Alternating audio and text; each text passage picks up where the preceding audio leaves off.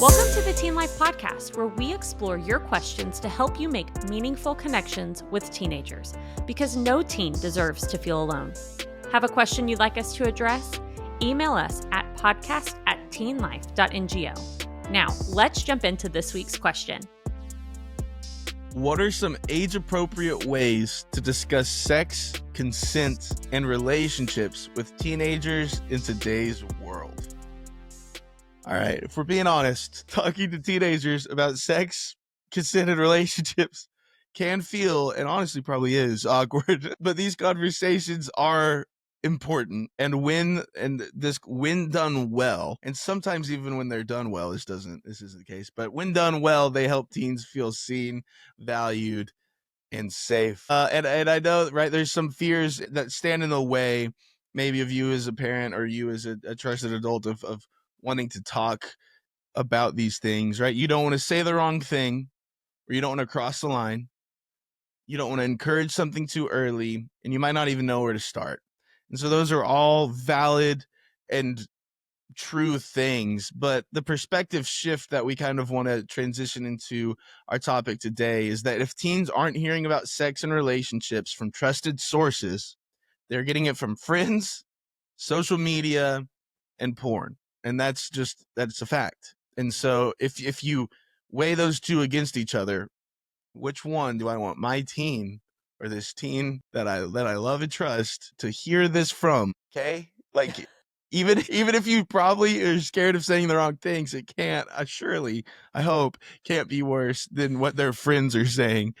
So, and if you're one of those parents that's like, oh, my sweet baby isn't around that, doesn't talk about that, oh honey, like they are, and yeah, believe me, I've been that oblivious and naive as well, of like, oh no, my teen's not doing that stuff, and then it kind of hits you like a pile of rocks whenever you find out, like, oh, never mind. And so if your kid is in school, and even if they're not in school, but especially if they're in school, and especially if they're in public school, they are having these, they are at least around these conversations. And so, like Caleb's saying, like, put on your best like media PR person and control the narrative. Like that's kind of the get ahead of it. Control the narrative of what's being put in their heads, and you can't do a whole lot worse than a bunch of other 15-year-olds. Yeah. So that's where the bar is. Man, that is truly. so true.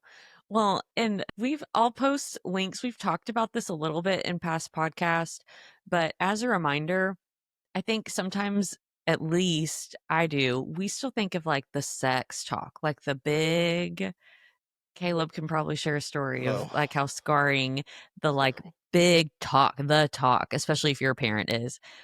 And that's not necessarily the goal. It's an ongoing conversation. So this comes back to being a safe person that they feel like they can have conversations with, that they can ask questions about, that you can bring this up naturally. Maybe you're, I don't know, watching a TV show. Think of ways to keep the conversation going and have safe dialogue, and not just be like, okay, I've got to sit down and we've got to like go through this workbook, or I've got to hit all my points and they just have to sit and listen while I talk to them about sex. And then you're done forever. Yeah. Right? Like, exactly. I did it.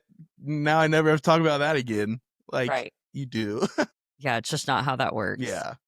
And I also just want to point out, before we kind of get into some more of like the practical tips of like consent, respect, emotional safety is just as important as like the physical safety. And so you can't just talk about like physically what they're doing. We also need to talk about the other side, especially if you have girls. That like emotional safety probably even means a little more to girls. But for both, don't just focus on, hey, don't do this. Let's equip them to have healthy relationships. Like, we want you to have good relationships. We want you to have fun relationships that aren't damaging for either party. So let's talk about how we make that happen, not just a list of like, here are the things you cannot do. I'm done. We don't have to talk about it. Like Caleb said, I don't have to talk about it anymore. I gave you my list. You're done. Let's model this and do this well. Yeah, and hey, guess what? Fear mongering doesn't work either. Like, so, no. I mean, there's a reason why there's a really funny scene in the movie Mean Girls, because that doesn't work. It's not. It's funny because everybody knows that doesn't do anything. So, the main thing is like my first step is to start early and keep it age appropriate. Obviously, if you're talking to a younger teen that is probably more oblivious and not quite having full out conversations at school about this stuff, it's okay to kind of keep it, I'll call it PG, PG-13, but the main thing is teach them about their body autonomy. Like, say things like, you don't have to hug someone if you don't want to. Where, if you start laying the foundation for what healthy relationships look like and what boundaries look like in every relationship, it's not just a romantic relationship, but like how healthy friendships, personal boundaries, and what respect looks like for that, it kind of helps you get off to the right start. And if you are like a parent of a 17-year-old, and you're just like, oh shoot, I didn't do any of that stuff, like that stuff can happen anytime. Like, you have to, It's better late than never. yes. But if you are like a younger or a preteen parent, like, or teacher, counselor, whatever, like, these are the kind of things that if we start early, it's going to help the conversation later, instead of it being like my parents were pretty open about this stuff, but I had a lot of friends, and even in my parents somewhat too, it felt like almost like a final exam, where it was like, all right, we're going to sit you down, have this daunting conversation, and here's all the information. Now we'll go pass the test. And that doesn't work. And so, like, if you start early and kind of give them a foundation of where to start from, then these little the mini conversations that happen later are a lot more effective than if you just try to do everything all at once. Yeah. Right. Well, like I said, like normalizing this conversation and making it part of everyday life instead of it having to be a sit down. I have littler kids, and my son really got into Full House last year. Like, we loved watching Full House, and I quickly realized like I would watch it with them, but I was like, oh, like DJ, like the earlier episodes, they're little, and then DJ starts dating, and then DJ gets in a car with a boy who tries to go too far, and I had to be like, okay, let's talk about this. Why was she maybe uncomfortable, and what did this look like? And I was able to have an age appropriate conversation with my 7-year-old, but use little things like that. And it doesn't have to necessarily be like a pause, but like later be like, hey, what would you do if you were in that situation? Or why do you think Mm-hmm. that was such a big deal? Or like, is this even realistic? Does this happen anymore? Like, try to come to it from a curiosity standpoint of, I'm trying to figure this out. I ask these questions of Josh because he's around teenagers every day, and I'll be like, is this real? Like, what is this? Are they actually dealing with this? What is going on? And he's like, oh my goodness. But they talk about it a lot. Like, Yeah. he's around it more to have conversation. So making that part of in songs, Mm. if you hear something in a song, hey, what does that mean? Can you tell me about that? And it might just spark other conversations. And like even normalizing it in the sense of, especially if you have like older teenagers, things like that, and age appropriate conversations, right, are about things like sex, consent, all of that. Like, don't be afraid or nervous or like walk on eggshells of, can I say sex? Like, yeah, like, don't act like it's a no word still. Like, you're talking to your teenager, they hear it. But if you're going to act awkward saying these things, or not knowing necessarily how to start a conversation, and I do understand it can be awkward, but your student or teen is also going to go off that energy and assume, okay, right, like maybe I can't talk about these things. And so just normalizing it, like, hey, this is something that I'm comfortable talking about with, and like you can be comfortable talking about it with me as well.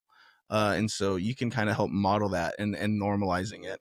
Well, and even sharing at some level when you feel it's appropriate and not oversharing, sharing your own experience when you were a Mm-hmm. teenager. Yeah. Hey, I struggled Mm-hmm. with these things too. Yes. Hey, this is what I went through. I remember like probably as a junior in high school, like mom starting to have conversations with me where I was like, oh, and some of my friends. And I remember they walked away going like, wow, my mom never talks to me about stuff like that. And they respected her for being vulnerable with herself. And then she was their safe person, and she became a safe person for me because I was like, she gets it. And so, like I said, not oversharing. You don't have to dive into your dating history, but being like, hey, remember, I was a teenager too once, and here's some things that I went through, or here's some questions I had to ask, and being able to relate in that way can also make that a little easier. Teenagers like forget, I think, that adults were once teens. And then I think even if they do understand that, they assume it's so different now than it was. And if we're being honest, like at the core of a lot of these things is still the same.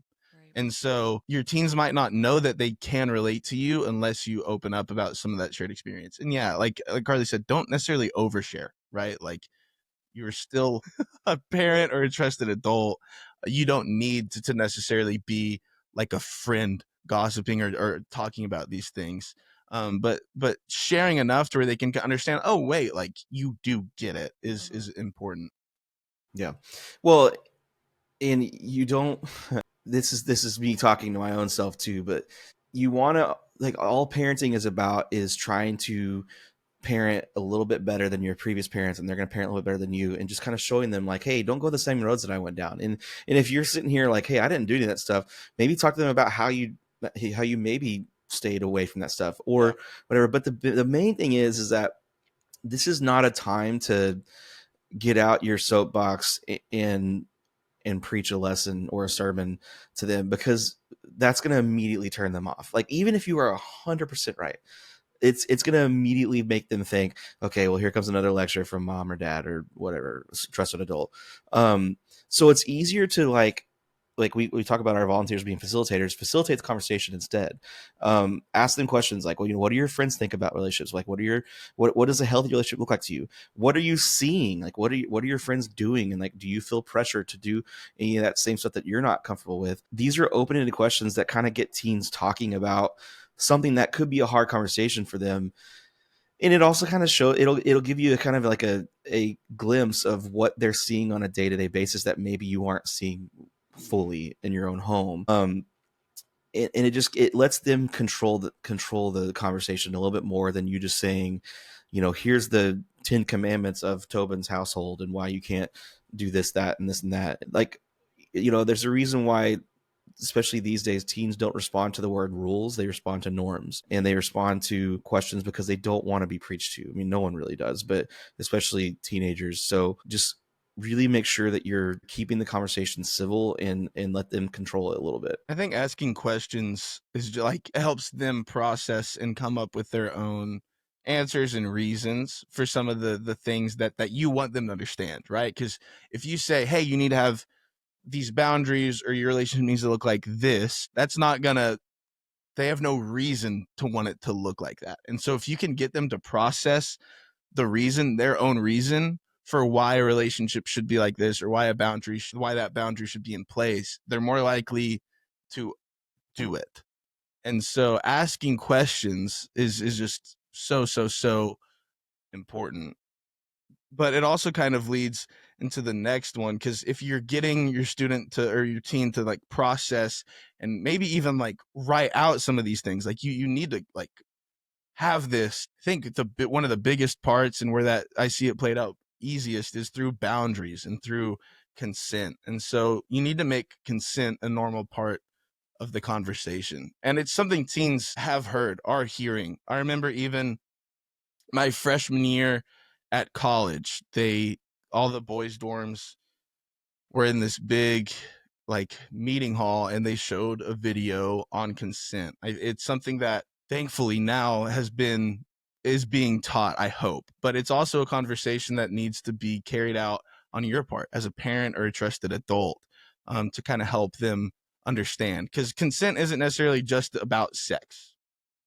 And I want to make that clear. It's not just about sex. Even as Karlie said, like emotional things like that is also important in maintaining. It's about respecting boundaries in all relationships. The hard thing too is, you may not want to hear this, but the generation below us is maybe knows more about consent than we do, because they've been taught it their whole life. And so hearing, which is a good thing, like that's a good thing that we are more aware of that now in 2025 than we were even 20 years ago.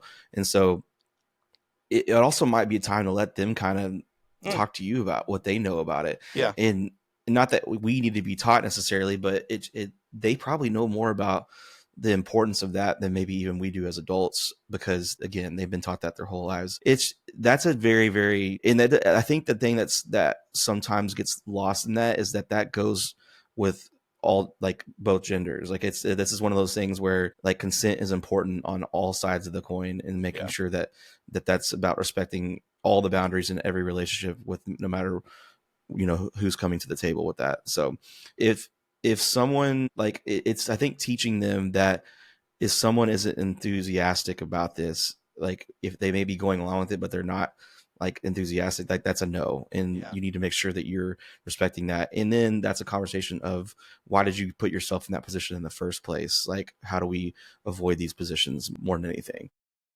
Well, and I think for our adults, even our teachers who maybe can't participate in this conversation as much you're limited in a school setting, modeling consent in everyday life is something that you can do. So things like asking, hey, can I give you a hug? Or would you like a high five or a fist bump? Or like, hey, can I move your chair? Instead of just moving things or moving their property or like even putting a hand on them, like asking for consent in little areas continues to put in like, hey, I respect you and I respect your body and I respect your stuff, so that they can then carry that into healthy relationships as well. And so it's just little things like Yeah. that can make a difference.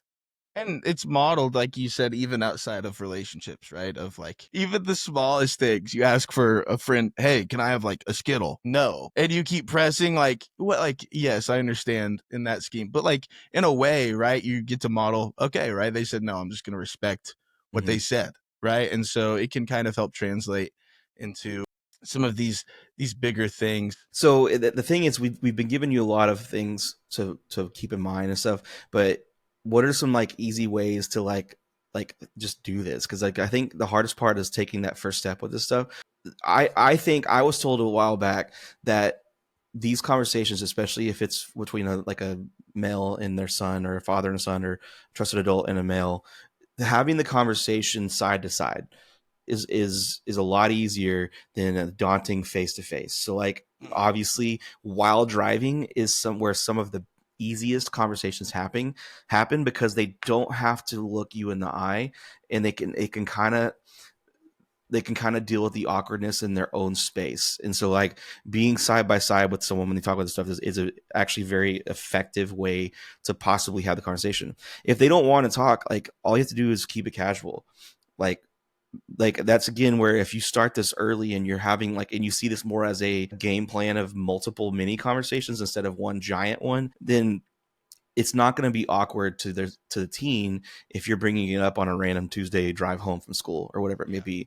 And so keeping it casual is really important. And then, but also respecting their privacy. Like if they don't want to talk about it, or they don't feel comfortable at the moment, or maybe they're not in a good headspace for it, just let them know that you're open to it and that you don't need to press them for it. If they ask something that you don't know the answer to, this is the other tip I'm going to give you, then just say, hey, I don't know the answer to that. That's a great question, but like, let's talk about that together. Let's look into it together. Let me find the answer. Let me ask someone who might know.